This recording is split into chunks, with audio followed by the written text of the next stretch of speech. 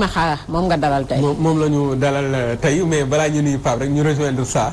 siw du jàmm borom ñun ñëpp dañoo bëgg a siw. waaye siw metti dëgg la mi ngi wax te feer boo xam ne août septembre la jëm jombul kenn mais yàlla na ci yàlla musal ñëpp rek. ñu feebar ñëpp wér si ñi faat yàlla xaare leen àjjana. amiin amiin Pape Simakha ñu ngi lay nuyu. jërëjëf ñu ngi lay fay monsieur Omar Bun Khatab. di nuyu aussi say naataango yu ma bokkal plateau bi muy Adja Betty. muy Adja Fatou Endo. parce que ku gis colinam bi. ak nu mu defee affaire yeeg bënn bakkan bi nga xam ne vraiment ci endophilie la bokk. di nuyu aussi Alaaji Sa vraiment ci dalal bi ngeen ma dalal fii. te am naa yaakaar ne waxtaan buñ ciy wax dina am solo trop pour askan bi jërëjëf. mais ba xool bënn bakkanu Fatou be mën ngaa naan. mais Pape macha allah Pape dafa yànji. mais Pape ñu ngi lay nuyu bu baax a baax di am mbégte nag di fàttali ni yow yaa jiite plateforme Nay Leer. di nekkoon nga aussi tamit coordonnateur coalition Macky. Madické 2019 à Kaolack. mais aussi tamit di fàttali ni bokk nga ci ñi yootu maire Kaolack. absolument mais ana waa Kaolack monsieur Simakha. waa Kaolack ñi ngi fa rek. di leen jaajëfal di nuyu aussi xalif généraux yi nga xam ne ñi ngi foofu mooy bu Medina Baye bu Léona Niassène bu Kaneen bu Ndemeen ak waa jàngu bi bàyyiwuma kenn. di massawu aussi suñu takk der yi nga xam ne ñu ngi def liggéey bu am solo ci diwaanu Saloum su ma waxee loolu rek jaare ko ci gouverneur ci préfet ak ñëpp ñi nga xam ne ñu ngi jàpp ci xeex bi foofu. mais monsieur Simakha. Kaolack Covid bi ku ne ak ni mu ko dundee. mais ñoom ni ko dundee ci lu spécial. mooy dëkk bi ñu njëkk a convoqué ay chef de quartier. police porté leen plainte ci séddale boo xam ne dañ ko doon séddale ceeb bi. ñu ne dañ ko jalgati jox ko ñu ko warul jot ba ñenn ci ñoom. yóbbu leen ci kanamu yoon. séddale bi ca Kaolack noonu. lan ngeen ci mën a wax ak ni nga ko dundee bañ ciy convoqué ay chef de quartier lu inédit. waaw xam nga mbir mi déjà. fi ñu ko njëkk a faussé moo nekk ci bourse familiale yi. parce que ci fekkee ne loolu mooy nekk répertoire bi nga xam ne foofu la ñu war a mën a jaar pour séddale. foofu aussi y a problème. parce que lu nit ñi wax am na ñu bëri ñoo xam ne dañoo bénéficié wu ci bourse familiale yi ce ne sont pas des ayants droit. am na ci yenn délégué de quartier yoo xam ne bind nañ seen yenn membre famille. da ngay gis benn kër am 4 yoo xam ne am nañ bourse est-ce que léegi dinañ séddale ceeb bi yëkkati par exemple 4 saaku ceeb wala 8 ci benn kër gis ñi nga xam ne ay néew di doole lañ ñooñu ñu tëb leen amuñu. mais là aussi ça pose problème te sénégalais mënul séddale dañuy def bii bukki bii njuur bii samba kon tey soo gisee peuple bi yëpp du agité wu c'est parce que mbir mi au départ foofu lañ ko faussé mooy wàllum séddale ceeb nit ñi ñu ngi fàtte mbas mi dem jubli ci xeexum ceeb fu mu toll nii te je pense que ki nga xam ne moom moo jiite réew mi war na ci jóg taxaw ci pour que les responsabilités ñu mun ko situer su fekkee ne délégué de quartier ñoom ñoo ko def na yàpp bi dal seen kaw ñun de plateforme Nay Leer dinañ dem xooli délégué de quartier yooyu bu Touba Ndorong lañ wax ak bu Saara ak bu Kabato keeg yooyu su ko defee ñoom dinañ ñu wax ñoom seen recensement yi naka lañ ko defee ñi nga xam ne ñoo porte plainte aussi man dinaa dem rencontrer leen bu boobaa dinañ xam mbir mi balance bi fan la lu si jalgati moom bu sobee yàlla dinaa oote point de presse à Kaolack te yaakaar naa ne waa Walf Kaolack ñoom dina ñëw jël éléments yi di ngeen xam suite. mais est-ce que gënul woon. ñu de utoon beneen femme parce que damay bëgg ñu commencer ci actualité bi comme ni ko Ousmane Sonko waxee sànq dafa ne gestion Covid bi lépp fiasco total la. di wax na non transparence ci ni ñu walee ceeb bi mënoon nañ ko def ay transfert d'argent wax ñu lu bari. mu mel ne wen gi mi ngi bañee ci mbañaxaan gi.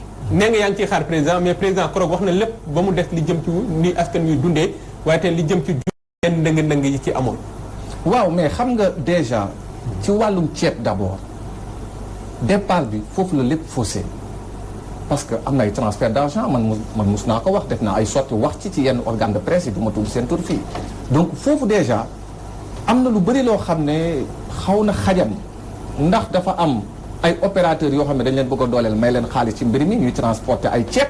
est-ce que dafa am ñoo xam ne tey ay jaaykatu ay shawarma la ñu jox leen marché yi pour ñu mun ci am donc dafa am ay zone d'ombre yoo xam ne vraiment dafa lëndëm te loolu yëpp dafa am ñeneen ñi nga xam ne dañ leen ciy enrichir am ñeneen ñoo xam ne aussi dañ leen ciy bës ñun ciy bës mooy ñan moo nekk le bas peuple et c'est malheureux parce que mbir mi président mënoon na ko defee ci anam boo xam ne sénégalais yëpp mënoon nañ ci gis seen bopp mais les denrées de première nécessité mënoon nañ ko subventionner mais bu boobaa moo doon gën a yomb nga xool nag waa kaw gi parce que gars yi dañuy wax mais waa àll bi bu boobaa nga jël ceeb yeeg diwli ni nga dem ci waa àll bi ñi nga xam ne ñoo nekk au fond du Sénégal nga jàppale leen ci mais ci doxalin bii moom coow rek lay mën a jur moo tax man bu ñu ma ooyee na ma Pape est-ce que da ngay bokk ci comité de suivi bi nee naa leen man lépp loo xam ne suivi la toppee du ma ci bokk parce que bëgguma ëllëg ñu ne Pape Simakh yaa nga ca woon su fekkee comité de pilotage la je suis d'accord mën naa bokk ma joxe sama point de vue mais loo xam ne dañ ko teg ba pare man may dem di lang là je suis désolé du ma ko def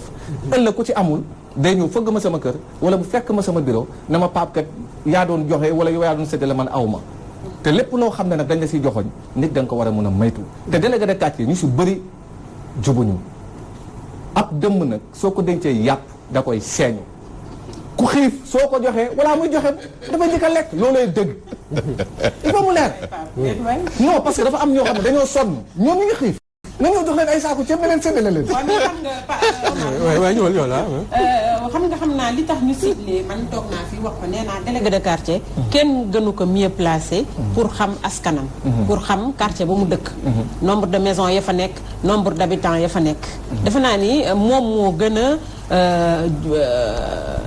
yoon moo gën a jaar yoon ñu jox ko mu séddale amaa nag kanu jox comme ni nga ko waxee am na ci ñoo xamante ni jubuñu mais naka lañ leen tànne délégué de quartier bonne question xam nga foofu la problème bi nekk xam nga soo fekkee koo xam ne jeunesse am yëpp dafa dëng nekk ci benn quartier léegi nag gaaruwaale wala non gaaruwaale wu ma parce que da ngay gis koo xam ne dafa dëng léegi kii li mu wax nii ba rek boobu ñoo bokk gis dem ba nekk màgget léegi nag parce que mi ngi ànd ak un responsable politique bu nekk ci pouvoir bi ñu propulsé ñu daal ko propulsé daal di ko def délégué de quartier amul benn consensus man je suis de Casamance bu ñuy def boolewuñ ma ci te pourtant lépp lu fa baax bokk naa si ñu ko fa def nawet bi mbedd yi taa yi bëri maa indi ay camion génne xaalis bi dul jeex def ko fa maa ngi jàppale nit ñi si lu ma man mais tey am na ñoo xam ne tey fal nañ leen fa waruñ fa toog c'est la vérité mérité wuñ ko parce que seen mbir yëpp ci luubal te ñu si bëri dañoo nekk ci soldu ki nga xam ne moom mooy maire bi nañ ko waxante délégué de quartier yi ñoom ñëpp ci soldu maire bi mooy Mariama Sarr waaw mais moom moo leen di coordonné ñoom ñëpp ci moom lañ nekk parce que am na affaire yoo xam ne dafay ruuj ci mairie bi di ñëw si ñoom. mais yow personnellement yow su mouvement lan lañ ci jot a defagum pour dimbalee ko askanu nekk ca kaw la. man lu ma ci mën def ko mooy bu mbas bi commencé ut naa ay gel ut ay savon loolu laa mën yëkkati dimbale leen si. leneen li nga xam ne nag maa ngi koy def ci ndimbal am na lu may waaj su ma delluwaatee mais loolu du ma ko def mukk. waaj nga toll. non actuellement il faut actionner nga ne waaj. wàllum mbas bi lu ma ci waroon def ci sama moyen def naa ko ñu fu mu toll nii ñu ngi jëm ci wàllum ceeb bi am na ñu bëri ñoo xam ne fu mu toll nii gars yi dañ leen boddi loolu nag sama doole fu mu yem dinaa dem fekk leen fu ñu nekk ma def ko ci sutura wante nag di jox nit ki benn genn wàll saaku ceeb wala 10 kilos ceeb au télévision yëpp filmer ko am na ñu ko fa def Kaolack am na ñu ko fa def et c'est malheureux. waaw léegi man fu ma bëggoon ñu ñëw bon vraiment dégg naa li nga wax ci chef de quartier man bon chef de quartier je suis en phase avec vous parce que tamit gis nañ ñi nga xam ne noonu la ñu leen tànnee ak ni ñuy tànnee ñoom tamit sax ñi ñuy jox ndimbali non bari na ci man de suñu délégué de quartier Pa Diassé waaw du ma li nga naan Pa Diassé ngay taxaw Pa Diassé yii Pa Diassé kooku dafa jub dafa am yeneen ñuy tànn ci waaw mais damay wax rek ku nekk nga xam ngay wax fekkee yow sa délégué de quartier moom ngay gaaruwaale ci émission bi naa ci xam dara mais c'est que li mu wax noonu majorité la ñuy wax quoi quand même waxuñu la minorité c'est l'exception qui confirme léegi Pape man dama bëgg ñu ñëw ci yow ak Massaly parce que Massaly yéen ñaar defe naa ni am na fu bari foo xamante ni fii daan ngeen fa bokk daal di fa nekk yéen a bokk coalition Madické Massaly fa la nekkoon waaw donc foofu nan la mbir yi demee woon entre yow ak Massaly ci coalition Madické parce que dafa am fenn fu ma bëgg a ñëw parce que dafa am lu waral Pape toog fii tey waaw xam nga Massaly ñoo bokkoon même coalition mu nekkoon fële di yàq Ablaye Wade lu mel ni Xeme ak Karim daal di ñëw rejoindre Madické tey lépp lu dal Madické ba jàllul ba waa PDS yu bëri ñëw jàppale Madické ñaa mën naa ne xeetu Massaly bi ci lañ bokk non parce que xam lan moo tax parce que képp kuy kilifa doo bëgg a bokk ak ñooñu ci benn nekk ci benn sac parce que seen comportement non may ma rek parce que mënoo nekk nit koo xam ne yow benn tu es arrogance réewande saaga nga yaakaar ne loolu mooy politique. mais ku mel noonu nan la ko sa leader Madické doon accepté. non mais xam nga loolu tamit est-ce que duñ naka la ko xam nga nit du ñëw ne yow daf lay jàppale. nga ne da nga koy dàq. doo ko dàq. nit ki su ñëwee yow ne la dama lay jàppale mënoo ko ne man bëgguma bu ma jàppale. mais mun naa wax ne lu gën a yàqal Madické ci campagne bi mais bokk na ci xeetu Mamadou Massaly. xeetu Madické nga yàq. waaw parce que moo tax responsable. mais munoo tey non mais munoo. non mais da nga naan ku mel ni sax mais xeetu. non mais xeet boobu baaxuñ. parce que soxlaatuñ. genre politicien yooyu. des na tuuti ku amul xam-xam. doo def politique Sonko mos na ko wax. politique dañ ci soxla éthique. morale ak déontologie. mais su fekkee ne xaste saaga nga yaakaar ne yaa ngi politique loolu c'est révolu du léegi. voilà yow c'est que Betty Pape xam nga lu ko betti Massaly dañ ko invité grand soir ci grand soir bi. grand soir léegi biñ ko invité Massaly wax ñu jëm ci wàllu courant bi. Akilee ak Senelec am ci position boo xamante ni bii moom la ci amee yow position boobu loolu moom nga rafetlu wul. non mais kooku dama ko mos a ñaawlu. dana leen dàq Pape Demba Bitèye nañ ko dàq.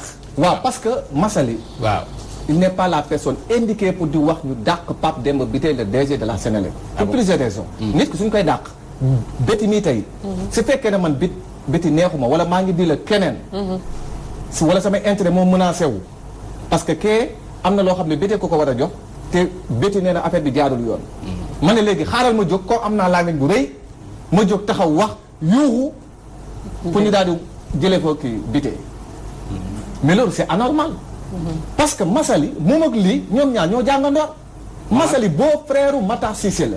Matar Cissé ministre beau frère am la. beau frère am na combat boo xam ne maak Massaly ñoo ko bokkoon fii laa koy waxee te du ko weddi. mooy ñoo lank bu ñuy génn. ñun ñu taxawal suñu benn groupe boo xam ne ñun d'accorduñ ci gars yi lu ñu doon marché mooy waaye Y'en a marre rek ñoo lank ak yooyu. mais Massaly ci boppam am na ci mooy bi ñu yokkee courant bi. mais bu yokkee courant bi. ma ne tey sénégalais yi. waaw eggalil Massaly. Massaly ci boobu. bu ñu def point de presse bi. mais am na contribution Massaly moom. ñëw na Kaolack lañ ko defee ñun. Massaly yónnee na contribution ci sama téléphone wari mu ngi fii. waaw.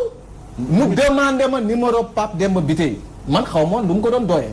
je ne savais pas parce que ñun lu ñu intéressé woon. mooy am nañu jóg di taxaw. pour jéem a xeex Pape Demba Bitèye. ok man maa ko jox numéro bi mu oowaat ma ne ma Pape maa ngi koy oo mais jëlul. yónnee naa ko message mais jotuma ko. mais xaw ma woon ne ndekete moom mi ngi ci biir contrat Akilee bi. ak li ak ministre bi ñoom ñu ngi ciy deal. mais affaire bu garaaw. Massaly mi ngi ci contrat. nga ne Massaly mi ngi ci contrat. non dama na la mais démarcheur la ci courtier la ci. lan moo tax muy wax. démarcheur lan moo tax muy coow. lan moo tax muy coow lu may wax nii. lu may wax nii. lu ma leer la. Massaly moom nee na patriotisme. ma ne patriote boppam la. patriote boppam la xam nga lu nekk. mais moom xanaa dafa am benn problème personnel bu nekk. Massaly keroog dama ne ko tege bu mere ma amul problème lan mooy problème bi. xam la mooy problème bi. xam la mooy problème bi. parce que koppar moom mooy problème am. koppar la xaalis du leneen. non am na tool dafa laaj waa ji mu bañ. non dama ne la mais béy boobu fan la jëlee xaalis. non am na ay tool de mi ngi ma ne tool yooyu fan lañ ko jëlee. ay toolu mango. mais ci ay deal la ay business. saa fi mu nekk nii baax na de. kuy bëgg ku taxaw bëgg ñu dàqaloo DG Senelec aussi dinañ laaj lan mooy problème bi. non dama ne la. problème bi la waat ñëwal waat lan xam nga problème bi la waaw. tey moom ak lii. waaw c'est son ami d'enfance. wax na ko kan mooy lii. Amadou Ly bu Akilee. waaw donc ñoom ñaar ñoo jàngandoon. moom muy beau frère Matar Cissé. waaw man ñu doon jokkoo man ak Massaly parce que dañoo nekkoon ci combat bu logique. un combat citoyen. ndekete moom am na leneen lu làqatu woon ci combat bi. mooy fexe naka la mun a jotee Pape Demba Bitèye. jéem a dox ci maayinam. su ko defee contrat bi bañ a kii ñoom ñu continuer di defar seen affaire au détriment du Sénégal. est-ce que loolu ñun war nañ bàyyi loolu mu sedd. bu muy taxaw di yuuxu lu muy yuuxu yëpp parce que intérêt moo menacé wu. te dañ ko sol yëpp ko ne ko demal kat comme réy nga làmmiñ ak yooyu xamal na loolu mënatul jàll fii. mais ñi ko parce que est-ce que da nga gëm ni ci Pape Demba Bitèye dañ koy mettre les bâtons dans les roues parce que damay jógee fu sori mooy ci bi ñuy yokk courant bi. Matar Cissé bi mu yor courant bi lépp dafa normal ba mu wax ni day wàññi. Matar Cissé dem énergie. bi mu demee énergie ñu teg ci 4 mois après. ñu ne day yokk courant bi ñoo lànk ak ñoom ñëpp jug tey jii kon ñun fi ñuy waxee ci Covid bi mbiri Akilee dugg ñu ciy tudd Pape Demba Bitèye ma def benn rapprochement entre Massaly ak kii di Matar Cissé ni ay mbokk lan da nga jàpp ni Matar Cissé dafa bokk ci ñi galgal Pape Demba Bitèye. non dama ne mais bien sûr que oui xam nga politique par procuration. boo xoolee rek. soo xoolee schéma bi nu mu demee mais sëñ Modou Boussa Dieng borom koppati bu ndaw boobu le petit marabout mouride la. toogal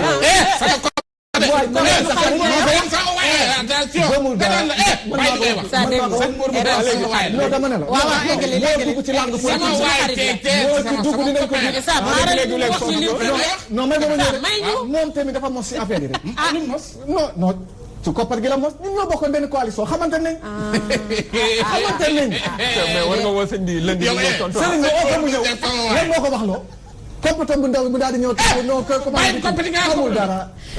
saa invité la day wax sëñ Modou ñun ñëpp ñu xarit la mais bàyyil jàmbur bi wax dama lay eggalil saa bàyyil li balaa temps bi di jeex waaye mu wax li mu bëgg wax bàyyi li xam nga mais bàyyi ko eggalil xam nga saa du ñuy wax tellement que dafa am solo. ñun ñëpp ñu xarit la waaye bu wax jotee day wax dil bi laa bëgg a toj Sénégalais yi xam toj koo fii ñi nga xam ne tey moo tax ma jox leen exclusivité bi. waaw ñëwal tey mbir mi Massaly waaw man il m'a appelé.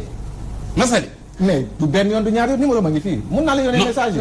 non kañ la woo. mais non fan yi rek on a ma après bu ma defee sama sortie bi à la une. on a ma téléphone. parce que man lañ bëggoon ma nekk seen point focal au niveau de Kaolack pour combattre Pape Demba Bitèye. ci loo xam ne c'est injuste. nga bañ. du ma ko def. même su fekkee ay milliards lañ may tegal bëgguma ko. parce que defu la waxu la nit kuy liggéey. nit kuy liggéey. te nga xam ne lu ko ñor. moo nekk liggéey Pape Demba kenn mësu ko dégg ci yenn yi. mu ngi liggéey liggéeyam. te am fit am fulla. waaw mais dafa mais ñoom dañ ne. contrat bi ñu koy signé. waaw Pape Demba. ma nga fa woon àndoon na ci. waaw loolu lu wér la wala nekkul lu wér. waaw dama ne xam contrat bi ñu koy njëkk a signé. dama ne la yow Sadio. waaw xam nga yow contrat suñ koy signé. mais dafa am ay termes de référence. kan moo nekk l'administrateur de la Sénélec c'était qui c'était le ministre. waaw. fii nii tey DG bi Matar Cissé dañuy wax mu leer. waaw mais su may wax ministre bi kañ Matar Cissé la mun naa ko tudd waaw parce que moom moo fa nekkoon. moom mooy nekk ki nga xam ne moom mooy administrateur des crédits. benn ñaar moom moo am ci compétence am ak prérogative am pour mun a xaatim un contrat. parce que moom kese moom moo ko mën a signer. tey yow fii nii Cheikh su fi bëggoon signer kenn contrat. yow saa Ndiogou soo ci bëggoonee kii mun na kii bureau ba xool. terme contrat yeeg affaire yi demee noonu signé ko loo ci mën. dara mënoo ci tous. nañ waxante dëgg. Matar moo fa nekkoon. conseil juridique am moom la. yeneen directeurs yi ñu si bëri ay nitam lañ. donc soo fa nekkee benn singleton loo koy mën. dara sa doole mënoo fa tous. mais tey ku xool contrat Akilee bi nu mu demee ak waa Sénélec. pour le terre à terre pour ñu ñuy déglu mën a comprendre. moo nekk ne compteur intelligent yi nga xam ne moom lañ waroon. indi fii nga xam ne tey mën nga toog sa bureau wala nga toog sa kii di mun a xam lépp li nga lakk à chaque fois loo lakk da nga koy xam. waaw looy lakk da nga koy xam. mu nekk à hauteur de 187 milliards. te ci loo xam ne Sénélec mën na ko defal boppam. waa Akilee suñ ci bëggee xam-xam dañuy dem jëlee waa Sénélec pour ñu tàggat leen ci mais loolu loo koy joxe. dara. ana jox ko waa Sénégal loolu moo yéen wut maanaa quoi. loolu explication maanaam keroog bi ma dégloo ma dem ba soog expliqué. waaw ba indi affaire technique yooyu moo tax na foofu laa waxee Massaly ma ne ko li ngay wax c'est pas technique. absolument parce que dafa def ay attaques personnelles. dëgg la dal ci kaw ma dem ba soog façon boo xamante ni bii man dama bëggoon mu ñëw répondre ko techniquement. gis nga mais techniquement ñëwul. non xam la moo tax lu ma lay wax ni lu terre à terre. di ngeen mën a comprendre lu may wax Sénégal yi nañ ma mën a déglu. jour boobu si fekkoon na ci plateau boobu xam nga Mademba Sock vraiment mag la te peut-être soo xoolee sax nga xam ne état de santé. mais am na loo xam ne du ko def. mais su fekkoon na man maa toogaloon ak Massaly. kon jour boobu yaakaar naa ay groupé la ñuy dóorante ci plateau bi. parce que am na loo xam ne non dama na la. non non ñoom ñëpp ay wér-gu-yaramu paracétamol rek voilà donc da nga gis nii rek mais bon. xam nga habillage bi moo fi ne. habillage bi la rek. xam nga lu ma la bëgg a wax mooy. combat bi Massaly na ci génn ba set. te mu xam ne. du combat lu mu doon def bu njëkk ba. di wax ñoo ko gën a rëy làmmiñ ñoo ko dàq jàng ñoo ko gën a instruire te lu ñuy wax sénégalais ñu ñuy déglu. moom on a Pape Demba Bitèye pour Pape Demba Bitèye recevoir ko. yónnee na ko ay message lu may wax ni DG Sénélec Pape Demba su génnee téléphone am su ko effacé dina si gis message am ak appel am lii man maa ko wax fii. kon nag Massaly bu mu tympaniser nit ñi. lu muy wax nag ci yenn yeeg ay diw ay jabaram contrat li loolu ñu intéressé wul les Sénégalais. lu ñu intéressé mooy suñ 187 milliards. au même moment. nga xool suñ plateau médical mi ngi sooxe au même moment jàng bi ñi ngi am ay problème mu table banc ñu bëgg a jël benn nit rek parce que ay xarit lañ ay mbokk lañ benn groupe bu ñetti nit ñuy tabax ay kër yow yaa koy wax sànq am ay kër yi am piscine benn nit di gundaa naat di taxaw di wax ne man nii laa mel te amu fi njàng mi amuñ fi xam-xam bi saa njoogu ëppuñ la xam-xam ëppuñ la mérite ci dëkk bi mais su fekkee ne dëkk bi moom c'est la promotion des médiocres et des dóorkatu marteau loolu dootul mais balaa ñu dépassé loolu mais moment bi ñu tudd affaire Akilee bi moment boo xam nga yow da nga ne nay leer mais moment bi ñu tudd mbiri Akilee bi dafa moment bi moo xaw a lëndëm mooy moment bi ñëpp naan coronavirus a cool Akilee juddu non mais xam nga tey ma dégg waa waalo yi ngemb Matar Cissé ne ay lobby ñoo ko bëgg a daaneel yéen te ngeen jug ne kii di Pape Demba bi tey ay lobby ñoo ko bëgg a daaneel maanaam du mu lëndëm ci maanaam ci xam sénégalais yi newuñ ne ay lobby man waxuma lobby de moom moo wax ay lobby yow yaa wax lobby man waxuma lobby non pour muy leer waaw waalo ñoom ñoo def seen lobby waaw déglu les cadres waalo xawma affaire yi demee noonu parce que nag nañ waxante dëgg Matar Cissé gestion Sénélec te man dinaa saisir assemblée nationale wax naa ko. ah bon non il faut que ñu ibbi benn commission d'enquête parlementaire il faut que Matar dem taxaw jàkkaarloog sénégalais mu leer comme Mamour nu mu ko defee ci 94 milliards yi parce que suñ sama koom la sa xaalis la su kii la. il faut que mu leeral dinaa dem saisir OFNAC ak ñu ma àndal si dinaa lancer benn pétition boo xam ne. c'est sur le plan national et international parce que tamit mbir mi waruñ mën a toog rek. benn groupe bu nit di luubal ay milliards au même moment Sa Ndiogou yow yaa ngi fii sa compte bancaire soo fa demee yaa ngi xëy di nangam ay ñoom bétee ngi nii benn million boo takk sax mënoo ko am wala ci car rapide nga koy ñàkkante ñoom ñu dawal ay oto après nit ñi di leen ñee fekk na ay sàcc yu bon lañ luubal rek lañ fi nekk luubal lañ fi nekk Sénégal nag suñu wax transparence ak gestion sobre et vertueuse ba nga xam ne président Macky Sall mën na doon oote Pape Demba bi tey ci taxawaay boobu la taxaw kenn mësu ko dégg ci lu ñaaw ci trajectoire mais ci moom la courant bi yokkee ah mais non xam nga affaire courant non dama ne Pape Demba dafa édité loolu dafa ñëw ñu jox ko mu fekk loolu na gars yi wax ak Matar Cissé mi nga xam ne moom moo toogoon mais na gars yi génne vaar bi nañ ko génne Matar lan la fi waxoon xam nga nit ci fekkee ne yow jëlee nañ ko nit Matar dafa ne woon ne Sénégal am na courant bu doy ba dina jox waa Gambie ak waa Guinée Bissau loolu la waxoon te du Sénégal da leen a yab mais fàtte xaju fi nañ génnee vaar bi mu teg ko kon tey ku yàpp Sénégalais yi bokkul Matar Cissé ak lobby boobu mu àndal waa Dagana yi nag su leen neexee ñu yuuxu parce que ñu si bëri def leen jël dem yóbbu leen biir Sénélec ñoom ñu defoon ko seen moomalu bopp Sénégal nag nekkul benn dëkk ko moom nekkul waa Waalo wala waa Dagana wala waa Kaolack Sénégal 14 régions wala 45 départements loolu dañ ko war a bàyyi affaire xénophobie yooyu dañu war a xam ne nañ promouvoir ñi nga xam ne ils sont compétents nañ prôner rupture ñu doxal transparence mais nag gis nga classe su xeetu masali yi. waaw duub leen rek dugal leen ci bañ a mbali dem tuuti masali parce que léegi balaa temps bi jeex. Omar waxal. Omar vas-y dama bëggoon dem ci mairie bi muy bëgg a demander rek. wala Omar fa nga bëgg a def. non balaa ñu maire bi mu bëgg mu tëjee ko. waaw mais président Macky Sall dafa génn ay mesures yu mu jëloon. ay restrictions ñu ngi ciy waxtaan avant ñuy dugg. mesures yu mu jëloon moo bàyyi ko tey jii jàkke yi dinañ ko ibbi dinañ gis askan wi dinañ delluwaat ci marché ak yooyu mais am ñu jug ne waxtu yu mu ko jëlee baaxul parce que feebar mi ngi yokk yow en tant que acteur politique lan mooy sa gis-gis. waaw mais xam nga man fu mu toll nii man je suis confus. parce que bu Sénégal ma ne man dama jaxasoo. parce que ba nga xamee ne 7 cas moo am ci lañ tëj lépp bloqué yenn yi léegi ñu ngi dem ci ay 1000 et quelques cas en 21 morts ak xawma 7 yi nekk réanimation ah. te wax fa dëgg yàlla saa ñu waxee am na ñu nekk réanimation rek lu ci topp moom ñëpp xam nañu. mooy couloir de la mort. non man kañ kooku yow yaa fa àgg. léegi nag le problème qui se pose mooy am na ñuy jógee réanimation di génn. waaw mais nag non loolu la ñuy ñaan. waaw yàlla na ñëpp waaw ñun loolu la ñuy ñaan. képp ku am malade bu tëdd. ñun lu ñu lay ñaanal en tant que sénégalais. nga wér mooy nga wër. parce que mais man dafa am benn question parce que ce discours ni ma ko déggee. xam nga tamit ñun duñ ko laaju sax sénégalais yi diñ ko laaj est-ce que doo pion wu Pape Demba bi tey. est-ce que du ma pion non xam nga ma wax la benn affaire. c'est Massalé wax na ko rek nga ne di nga ko tontu. non est-ce que yéen tamit du sa. waaw xam nga yow li ngay wax noonu mun naa la ci tontu. ci lu leer. kan moo wax c'est Mamadou Lamine Massaly. Si. ak kan ak Serigne Modou Boussa Dieng. mais ñooñu suñu waxee am naa droit wax su fekkoon ne waa APR la ñoo ni neen sama yoon du ci nekk du ma ci wax du ma ci prononcé mais ñi nga xam ne ñoo ci wax te waruñ cee wax ñu dugal ci seen làmmiñ moo tax man aussi ma dugal sama làmmiñ wax ci bëggoon mu leer rek. moo tax ma wax la Massaly ci waxuloon ak sëñ Modou Boussa Dieng du ma ci dugg su fekkoon ñoom coowal waa APR la sama yoon nekku ci parce que bokk ma fa ci maire bi. voilà mairie bi yow c'est que le fait que nga ne da nga bëgg mairie bu Kaolack te Mariama Sarr ne fa déj di loxoom. waaw yaakaar nga ni foofu yow war nga faa mën a am dara ak Kaolack ni ko maam Mariama Sarr uufee. xam liggéey nga fa liggéey bu rëy. xam nga saa dama yaakaar.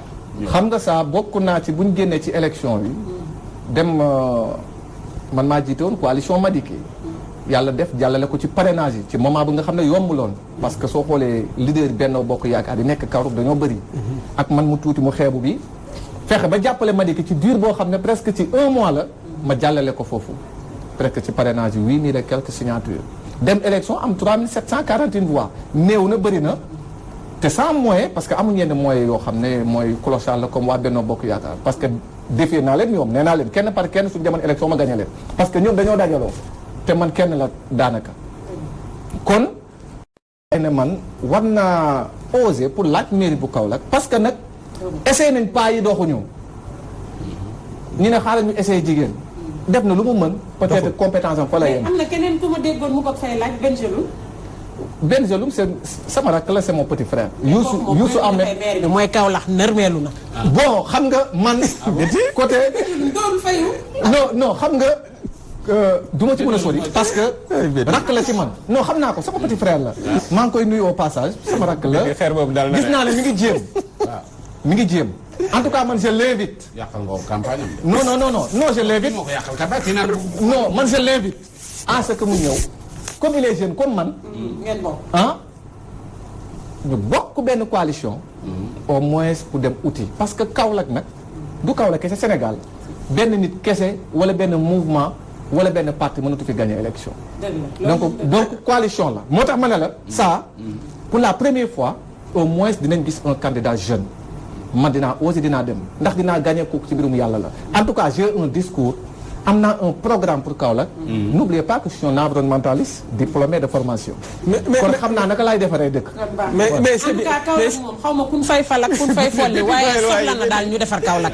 non dama fa doon dem gis naa ni mel ah. peut-être lu métti di wax nii. waaye Bengelou ngeen ko falee Kaolack gën a yàqu. am na ay xarit yu nekk responsable Kaolack mais à chaque fois dama leen koy laaj. Kaolack depuis waaw fii lay jeexee temps bi jeex na sax. depuis Senghor. wala joojo ñu lii Kaolack moo ëpp ci ñoo xam ne boo xoolee même ñu gàddu réew mi tey jii. Kaolack lañ jubee. te Kaolack jariñuwul ci ñooñu. nekk ci nguur boo dee ci dëkk ba marché da nga day ràpp loolu lan moo indi loolu. waaw mais xam nga daf si am ñu bari ñoo xam ne maanaam bu ñu juddoo fu ma leen jàngee après dañoo daw ñëw Dakar maanaam defatuñ seen bopp ay Kaolack quoi xam la moo leen indi Kaolack. diw dee na ñooñu gis saa yi leen fa gisee rek xamal ne naqara fa am. kenn ñaanul yàlla sax yàlla nañ fa ñu ñëw fa. non parce que saa yi leen gisee Kaolack rek. jàmm xewoon mais borom doole yu bëri yi ngay gis Dakar fii nii. mais Kaolack lañ dëkk. ba ñenn ñu jox ci wàllum ceeb yi ay Moustapha Ndiaye nga dégg mais. Moustapha Tall. Moustapha Tall ak Moustapha Ndiaye ak jaaykat ceeb yi mag yëpp. Moustapha Ndiaye xaw ma ko. non Moustapha Ndiaye maa ngi moom ñoo bokk koñ. te heure bi waruñu woon toog Kaolack. ñu naan gars yi ngi reyante ak ay délégué de quartier ci wàllum ceeb. te importateur de riz yu gën a mag Sénégal. fa lañ dëkk fa lañ dëkk y' a problème ah. lan te ñoo bokk koñ te gisuma benn saaku ceeb. ayca looy tàggatoo Simakha. waaw mais tout d' abord di leen sant di leen gërëm. ci invitation bi plateau bi neex na. donc am na solo di nuyu aussi Alaaji Sa donc ci questions yi pertinentes yi donc ak sama Omar Bun Khatab ak Adja Endo am nga jëkkër. amul dara da nga koo bëgg jëlaat. non kaa ma yóbbaale la Saalum. donc nag mënuma daane. kii nag ragalul man daal bëgg naa góor gu ragalul. mënuma daane te du ma jaajëfal waa Kaolack bëgg naa góor gu ragalul jëlal booy dem yóbbaale. di nuyu aussi sama présidente des femmes Mame Diarra Thioune. ak Paa bu ñaaw Paa bu ñaaw nag saa da ngeen xaw a. da ngeen xaw a moo na ni Baskan. ñoom Mame Diarra Thioune. donc ñoom Mass donc. fàttewuma kenn di wax ne lii tey fii ak ay fan yi néew dinaa agsi assemblée nationale ñëw déposé fa sama lettre pour que le ministre Matar Cissé ñu oo ko. d'accord OFNAC dinaa fa dem ak ñu may àndal. am na solo suñ paree ci loolu tamit. temps bi jeex na de. gëm naa ne masali ci génnaatee. nga génn bés bu génnaatee. nga génnaat. non xel mu koy xaaj ñu jërëjëf mu ngi Pape Simakha jiite plateforme Nay Leer doon candidat maire bu Kaolack bokkoon ci coalition Macky Madické 2019 mu ngi ñu ngi lay jaajëfal fi lay ngandu bi su fekkee soxna ci Kaolack di nga dégg leneen. non mais toog ci télévision di wax comme ni ñu toog fii parce que damay bañ ñu téye ko fii ba mu périmé am na âge boo xam ne su ko duggee rek loolu waaye jërëjëf Pape kon nag ñu teel a ñëw lan nga yóbbu ko ma ne nee nañ ñu ko yóbbaaleel alors ñu ngi leen koy jaajëfal Pape ñu ngi lay jaajëfal en tout cas nuyul ñu waa Kaolack rawatina nag waa Sam Angle Sadi ñu ngi fay nuyu sunu maman bu baax a baax moom maman Awa Thiaré ñoom Alpha Ndiaye ak ñëpp ñu ngi leen di nuyu waaye nuyu ci sunu maman mère Salma Thiam moom it ñu ngi koy ziar bu baax a baax ayca dañuy daal di dem nag régie jël sunu tampon India Show daal di dellu siwaat